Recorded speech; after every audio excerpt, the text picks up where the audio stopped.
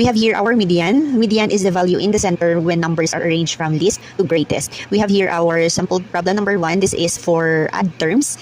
3, 6, 9, 5, 7, 3, 8. The first thing na gagawin natin ay arrange muna natin ito from least to greatest. So, that is 3, 3, 5, 6, then 7, and 8. So, ang sinasabi dito ay ito yung value sa center. So, bibilangin lang natin. 1, 2, 3, 4, 5, kulang pala, 9 and 9.